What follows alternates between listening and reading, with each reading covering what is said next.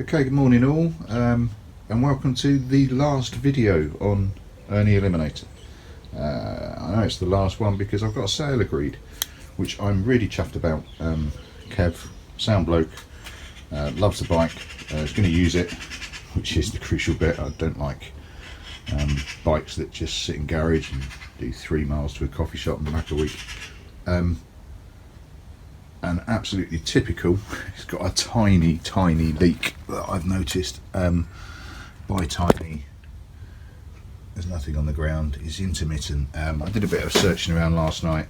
I noticed it just after it'd gone, actually, after I put it back in the garage. When was this? Yesterday? Sunday. It's now Tuesday. Yeah, tiny leak. So it's on carb 1, and I'll show you on this end because I kind of can. You've got the air fuel screws. Where are they? Where's my hand? There you go. Air fuel screws just the other side of this, and there is a tiny leak through the air fuel screw 1, which is fine. But when I saw a bit of fuel, I thought, oh god, those bloody seals are gone, and that's a pain in the arse because it takes time. I have to order the bits, get them here, fix it. Did a bit of examining last night in the twilight when the light died down a little bit, shoved the torch in, and around the air fuel screw was wet, which I dried off. I just stuck my finger down there then, and you know, there's nothing on the ground, but I've got a wet finger. So what? I'm not going to pass on a bike that's not perfect. I've spent way too much time, energy and everything else on this for it to go when it's not perfect. Plus, I don't want to screw the guy around, nice guy. So I'm going to take it all apart, whip the carbs off. I do have some spares. Where am I looking? In my little drawers of goodness. I do have, where are they? There you go, spares in terms of the little rubber washers, and there's a couple of other ones in there as well. So I'll film the actual bit itself. I'm going to whip the panels off, seat off, tank off, boots backwards, carbs off, up, and then I'll film again. So yeah, final bit of playing with Ernie before he goes, entirely because I want the bike to be perfect for the guy. It's selling for 1,800, which is more than a fair price for the bike. But it's not pocket change, so I want it perfect for him. I don't want to piss him around. Cool, so more to follow. Okay, so side panels off, tank off, carbs off, which weirdly enough I got quite good at. They are up here. I'm not sure how much you can see. So you've got carb 1, 2, 3, 4 from the left, and you can see the little culprit. And you can just about make out that slight tiny dab of liquid on the top. So yeah, others are fine and dry, not a drama. So what have we got? We've got a bit of leakage there, which is fine because more than anything else, I've got the kit to fix it. So what I'm going to do is whip that out. I might try and film it actually on my new workbench, which is nice. Yeah, I think I'll try and rig you up so you can see. Okay, so I've got you rigged up over the top, so I'll show you how much you can make it out. Yeah, you can actually, that's handy. Right, so what I'll do is I have to go back to my old video because I did try and screw this in a touch to see if it would hold, but it isn't. So I'll go back to my old video and work out what my settings were. The advantage of having a YouTube videos, particularly when you can't remember. So yeah, nothing wrong with the focus. Nothing wrong with the actual needle itself. Yeah.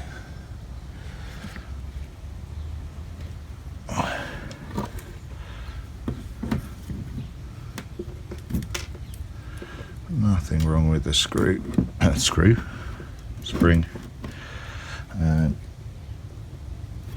Let me just go out to the light.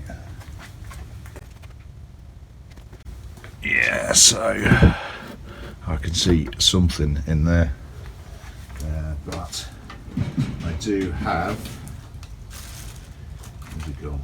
There we go. I do have a fresh rubber and a fresh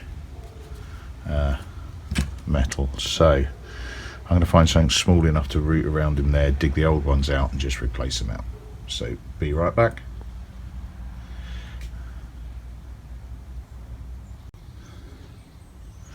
Alright, so excuse me, a little bit of arsing around later. Oh, there's a camera. That's the old one, so you can see it's not in the greatest of condition. Ooh, can't focus. It's like me this morning, Jesus. There we go. Not in the greatest of condition. Doesn't look too bad. Bit of a crack in the sidewall for it, so I reckon that was it. There's a arse ache to get out. It's only a small entrance, and obviously it's designed to close it. Yoldy toothpicks, great, always a good tool. So I've given it a bit of a dig out. It was a little bit mucky in there, nothing too bad, but while it's off, got the opportunity. Just jammed a lump of cotton wool in it, which isn't a great idea.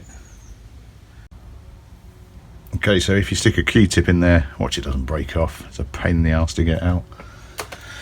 Anyway, so nice and clean in there. What I'm going to do is do this. So this is the remains of the kit from the carb build. The blanking plate and the twos, 1, 2. So it goes from an earlier build. I had to go back and check this actually. Spring. Ooh, it's really tricky doing this under there. I wish I'd just done it on a bench. Spring, metal, rubber, and in. Right. So when I invert this, it doesn't all fall out. I'll do it upside down, or I suppose theoretically, actually right way up for the way the carb sits.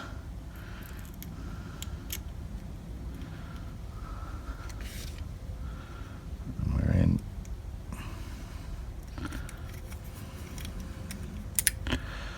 Right. Sorted. Going to seat that in so that it squashes the rubber flatter. There you go. That's all the way in. Just going to half nip it out just so I don't crush it too much, and then I'm going to go back and look at an old video as to what the settings were. Give me a minute. Right, so as I said, the advantage of filming your old stuff, you know, to look back at what you've done. So 375, so that's nested,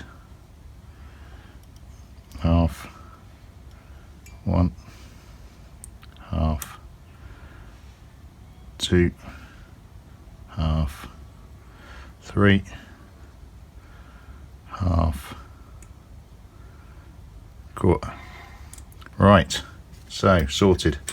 I'm not going to film it going back on the bike because look back, you've seen me do it plenty of times. What I am going to remember to do though is to do up the overflows. I did it last time and I put it back on, ran it through, it just pissed me off. I've broken it. No, I forgot to do them up.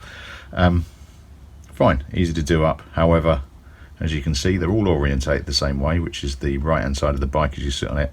Trying to get to one is an utter balls ache, because unless you've got like a meter screwdriver, you're kind of screwed. So I'm going to make a point of doing that now, and then I'm going to bang it back on the bike, and see how it goes. Catch you in a bit. Right, so there we go, the old boy's back together. All the panels on, a bit dusty. Power on.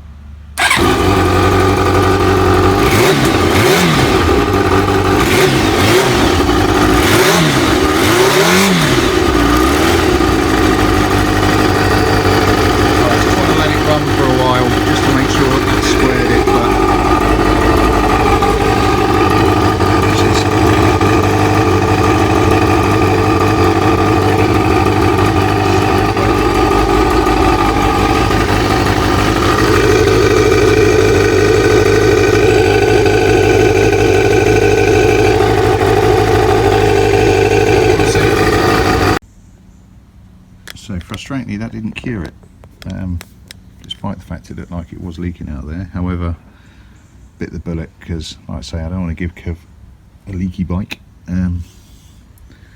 Checked out the seal, and look at that. You can see the pinch on the seal. So the seal wasn't seated properly. Ka-chink, ka-chink. Now I do have a couple more of these kicking around, so I'm just going to bang in a freshen, I think, because that would explain the leak and why it was such a small leak. Tiny little bit of rubber. Right, so I'm going to replace that and bang it back on. And just in time for it to hammer down, sorted. Yeah, it was a float gasket. That's all it was. After all of that was pinched, so put in one of the old ones. That leaked because it's just old and flat. Fortunately, while I was doing that, the new one kind of recovered its shape, and that little dint of it came out, and it's bone dry now. Well happy. Right, and drop it off to the purchaser.